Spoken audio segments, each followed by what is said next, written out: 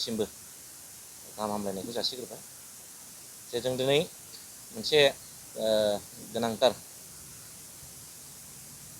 जे बाथ्राखौ लानानै जों दिनै मोनसे क्लियार मोनसे बाथ्राखौ बुंथिनो नागिरदों नोंथांमोननि मिडियानि थ्रुयै जे दाख्लै बावैसो जे जालांनाय बाथ्राखौ लानानै जे खान्दा बा बिग्राय बसुमतारी बिथाङा इन्डिभिजुवेलि दिनै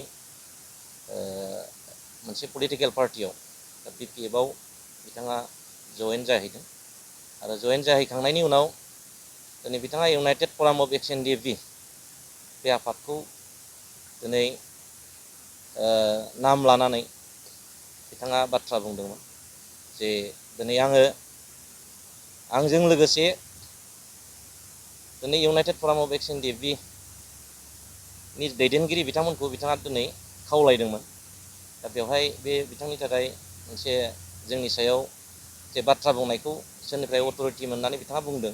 बिनि सायाव जों दिनै गोख्रोङै बाथ्रा बुंनो नागिरदों जोंहा जाहैबाय United front of X NDFB मोनसे इन्डिपेन्डेन्ट मोनसे दिनै अर्गेनाइजेसन आरो बे रावनिबो बेनाराव जों दिनै गैया आरो बेवहाय उइदाउट कनसार्न दिनै सोरबाया फरामनि अथरिटिनि उइदाउट कनसार्न दिनै इन्डिभिजुवेलि जयेन जाहैनानै जोंखौ बाथ्रा बुंदेरनायनि सायाव जोङो गोख्रों रावै सोंखारिदों जाहाथे बिथाङा बे रावखौ बुंनो नाङामोन इन्डिभिजुवेलि गाव दिनै जयेन जाहैदों सिरियै गाव पलिटिकेल लेभेलाव थानानै खामानि मावनो बिथाङा हयथ' सानदोंब्ला मावहैनाया सिरियै थांनाया मोजां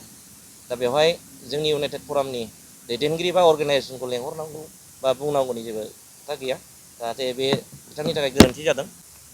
आरो बावैसो सिगां जोंहा बे दाख्लै मोनसे स्टेटमेन्ट बिथांमोनहा होदों बेवहाय फिलिप नार्जारी बिथाङा जोंनिनो इउनाइटेड फराम अफ एक्स NDFBनिनो चिरां जिल्लानि नेहाथारि आरो दिनै सासे बिबानगिरि बेवहाय दंफायो जाय मा होनो रुबु सननो दा बिथांमोना जोंनि इउनाइटेड फराम अफ एक्स NDFBनि उइदाउट कनसार्न उइदाउट दिनै साजेसन लायाजासे माखासे बिथिङाव प्रेस मिडियानि गेजेरजों बाथ्रा बुंदों दा बेवहाय बिथांमोना बिदि बुंनो नाङामोन फराम हिसाबै जोंनाव अथरिटि पार्सन दं अथरिटिनाव कनसार्न लालायनानै बाथ्राफोरखौ क्लियार बुंनोबा हामगौमोन दा बेनि सायाव जाहाथे नेक्स्ट बिथांमोना जाहाथे बे रोखोम मोनसे स्टेटमेन्टखौ होआ आं बेखौ खावलायबाय आरो जों इउनाइटेड फराम अफ एक्स NDFBआ दिनै गोथौ आरो गुवार बाथ्राखौ सिन्था खालामनानै जों दिनै मोनसे ज' जादों आरो बेवहाय गोबां जोंहा जेंना दं जोंहा बे जेंनाया दिनै सुस्रांजानायनि लामायाव फैयाखै दा बेखौ पलिटिकेल भाबै प्रेसार होनो थाखाय जों दिनै मोनब्रै जे गावस्रानानै थानाय जे आफाद बे आफादा दिनै जों गोग्गोमै खौसेथि जानानै जों सरकारखौ दिनै प्रेसार होदों आरो बे प्रेसार होनायाव दिनै जोंनि इउनिटिनिफ्राय सोरबाया दिनै गुगालांनो नागिरदोंब्ला बेवहाय हयथ' एसे सिन्था खालामनाया मोजां जोंनि इसुखौ जोंनि जेंनाखौ जुदि बोस्रांनांगौबा जों इउनिटियै थानांगोन आरो इउनिटिनि गेजेरजोंसो जोंनि जेंनाखौ बोस्रांनायाव दिनै बे जाफुंसारगोन जों बेखौ हास्थायो ओंखायनो आं लोगोफोरखौ खावलायनो लुबैदों जोंनि इउनाइटेड फराम अफ एक्स NDFBनि जेसेबां सोद्रोमाफोर दं जाहाथे गोनो गोथो सिन्था खालामनाङा दिनै पलिटिकेल पार्टिया दिनै बे बोसोरबानि थाखाय खिन्थु जोंनि जेंनाया सोर बबेबा बोसोरबाजों जोबनाय बे जिनिस नङा बेखौ बोस्रांनांगौब्ला जोङो दिनै गोग्गोमै खौसेथियै थानांगोन आरो जायफोर सिस्टेमाव थानाय मानसिफोरखौ जोङो दिनै जों ज' ज'यैनो बाथ्राखौ बुंहोनांगोन बेखौसो जों दिनै हास्थायदों ओंखायनो जोंनि जेसेबां इउनाइटेड फराम अफ एक्स NDFBनि सोद्रोमाफोर दं बिथांमोना जाहाथे गोनो गोथो जानाङा दिनै जोंनि दैदेनगिरि बिथांमोनहा जोंनि इउनाइटेड फराम अफ एक्स NDFBनि जेसेबां दैदेनगिरि दं दिनै सान हर जिरायाखै दिनै जेंनानि सायाव सिन्था खालामदों जेंनानि सायाव दिनै नाजादों आरो जेंनानि सायाव दिनै सोरखौबा लोगो हमनानै बाथ्रा बुंदों प्रेसार होदों खिन्थु दिनै जों मिडियानि गेजेराव बेफोर बाथ्राफोरखौ दिनै बुङाखै खिन्थु स्पेसियेलि जों इउनाइटेड फराम अफ एक्स NDFBआ बोसोरसेनि गेजेराव गोबां खामानि मावदों बहुद खामानि मावदों दिनै जोंनि जे थांनाय समफ्राव जोङो दिनै दिल्लीयाव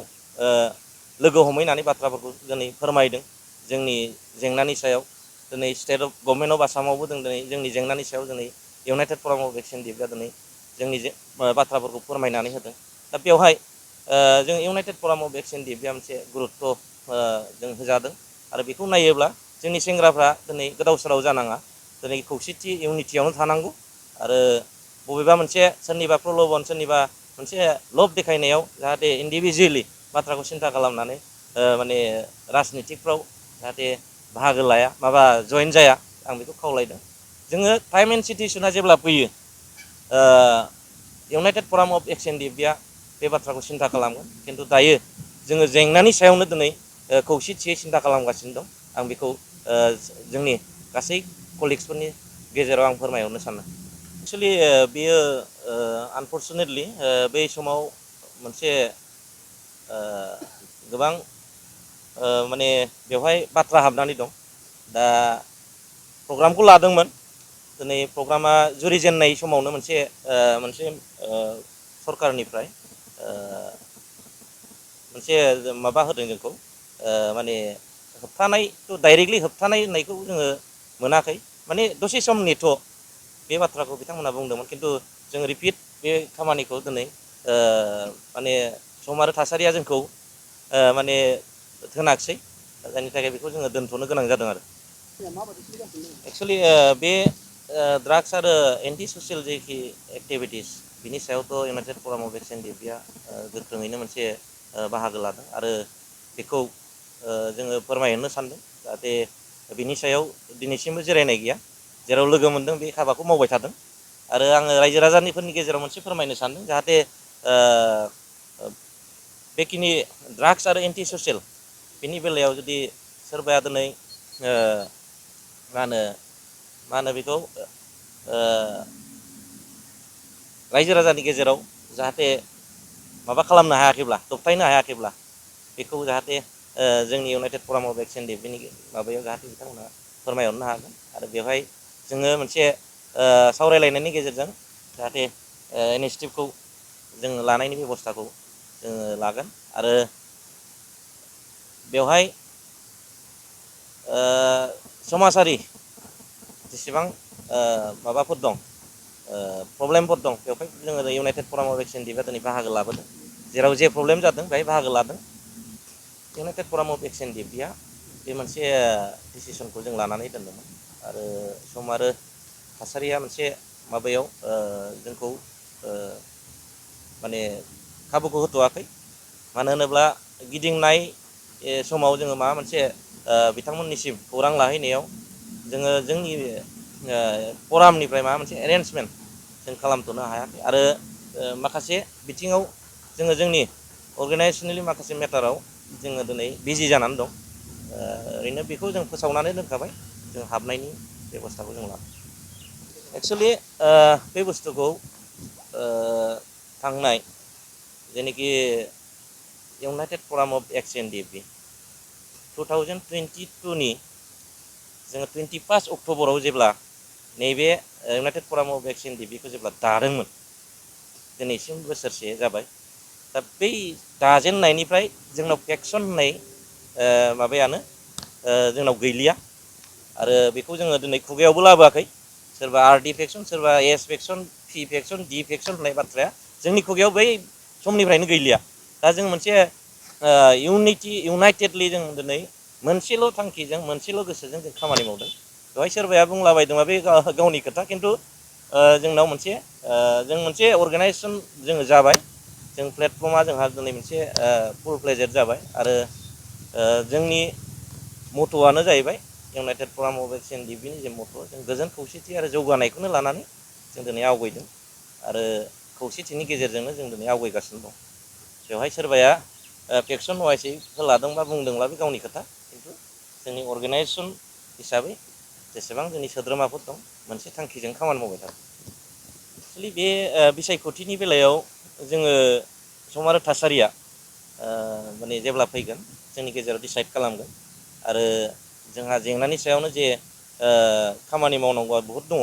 दा बेखौ लानानै अर्गानाइजेसनेलि जोङो जेबो डिसिसन जों लाथ'वाखै आरो दिनै बेनि बेलायाव जोङो जेबो कमेन्टखौ होथ'नाय नंलिया आरो।